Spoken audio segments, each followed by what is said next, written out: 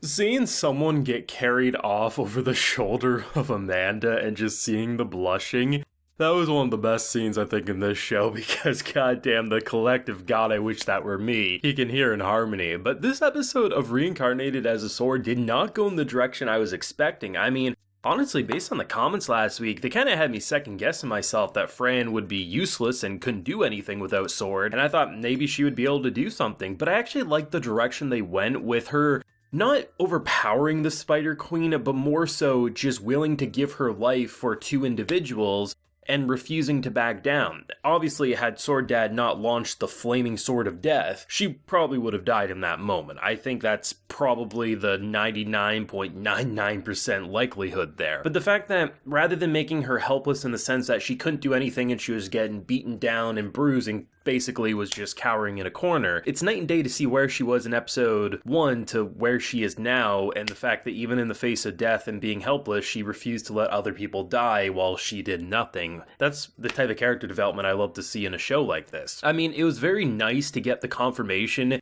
towards Amanda that she now knows Sword Dad is actually a sentient being. It's not just a cool sword that she holds around. It's something that's actually important. But the thing that I really like about Amanda's progression over this show is how she's a very clingy, kind of like wants to be her mother role, but the fact of the matter was, almost immediately after calling out like, what the hell are you? She backed off. She obviously was fishing for the praise, but she was willing to back off. Like, hey, you have your secrets, you can't pry into another adventurer's details unless they want to give it to you. And the fact that Fran went from wanting nothing to do with this woman, still maybe says, you aren't my mom, to saying, you're the first person I want to know willingly in terms of all this information, right? I mean, obviously the blacksmith and everything about how things are operating, of course, is one detail, but to basically, you know, it kind of feels like a mother-father relationship already. It makes total sense that, you know, the main member that has joined since the dad here would honestly learn this information. And hell, she even gets a wolf brother at the end of this episode, which I thought was great. And the fact that instead of just resolving the spider in this episode because Fran unlocked a secret ability or she was able to do something crazy, they pushed it back. They end this episode with like an owl popping up, and obviously we see the Spider Queen has healed herself, so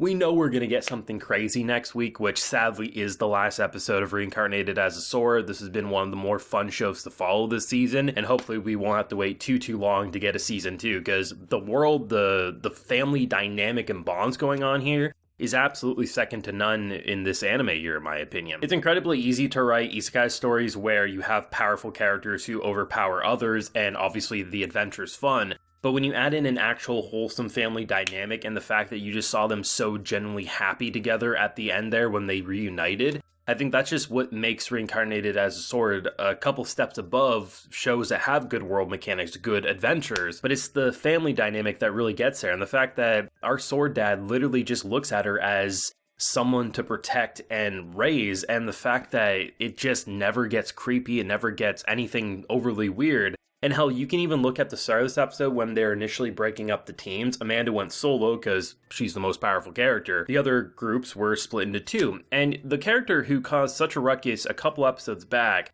who was trying to kill Fran, push Fran, and just do all these things, to see him just like genuinely worried about the people who are out there, like obviously it's not towards Fran necessarily, but the fact that he just seems like a genuinely concerned guy who wants to risk his life to save those that have been teleported. And I really like that instead of just keeping pointless conflict around, they instead make it so characters, they may infuriate you, they may have these moments that are human and understandably they're scared, but they get over it and they move on to the next interesting predicament, and that's what's really cool about it. And honestly, for an episode that wasn't really action-packed in the way that I was expecting, they had enough signature moves that were really, really fun. I think both Amanda and Sword Dad had some really cool moments. I mean, we obviously have him summoning a wolf familiar and it goes berserk, and obviously it was until he ended up naming that it cooled down and was just an adorably best boy material. But I like seeing the kind of shadow magic, especially when they actually started to run and he would like go underneath the floor into the shadows and pop up. Just a lot of really cool details there. Or even seeing Amanda once again flex both on the more tactical side, but also the aggressive side. She uses like a tornado of destruction to blow apart a wall, which was just awesome. But she also has a lot of like really cool tactics, like she basically amplifies the sound around her so she can hear. And obviously we can see for most of it, she couldn't hear Fran at all, but it was nice to see those little details alongside seeing Fran, which usually when you see Fran in any predicament where she's getting hurt or badly beaten, it's infuriating, it's worrisome, but there was something since the beginning of this episode, even before she really had that nerve to save people, that I was like, she's going to do something that's going to make you proud. And I think it was brilliant using these spiders, they kind of like swarm over, it was literally a mountain of them, and then to see her grab them and just yeet them out of there, as she's literally has nothing. She has no power, no ability to do anything. She's poisoned, she's exhausted, she's obviously low on health, and to see her build up to that big punch of, I'm going to evolve, I am a black cat, I will evolve. I mean, it made you proud, and to see them reunite, just the hugs and everything, and the big licks from the dog, it was just, it brought a grin to your face, and rather than just resolving it here and doing an epilogue, which I kind of thought was likely, instead, they're keeping it going in an entertaining way, while also revealing things at the appropriate moment. Like, Amanda had no right to learn this information even last week or when we first got introduced to her. But I think the journey, and I mean, especially after that whole like lap pillow scene where she got a hug and really felt like it was a mother and daughter moment, that was really the moment that I feel like changed everything for their relationship. So it makes sense that Swordad couldn't worry about what if she finds out that I'm alive. You know, I can't put on an act. The only thing that's important is saving Fran. So Amanda's not an idiot. She's basically number one for a reason from what we can see. And the fact of the matter was, she called it out, backed off unless she wanted to give that information, and it just felt like a really great progression overall. Like, seriously, Reincarnated as a sword, I knew I was going to like just because it sounded goofy with the name. I mean,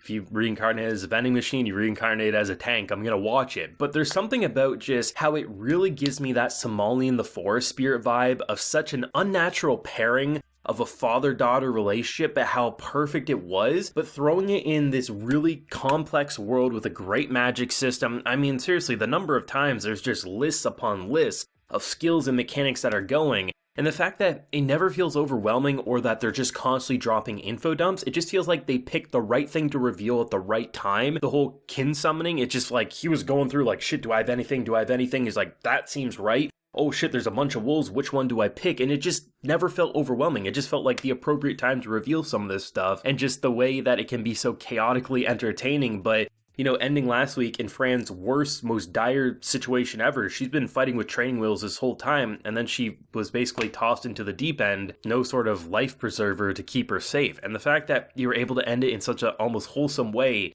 while keeping the thread active for the next episode, I thought was a great touch overall, but that's just me anyway. Of course, as always, let me know your feelings down below. What did you think of this incredible episode, in my opinion, but maybe you have a different one? Do let me know down below. Leave a like if you enjoyed, and subscribe if you're new around here. You can also consider supporting the Patreon. I got a bunch of live reactions going on over there, and you can also get video shoutouts like a few are about to get here. So we got Didrik, Svahn, jannice, Lumapas, and Rajvir Malhans. So I appreciate the support, everyone, and please take care and have a good one.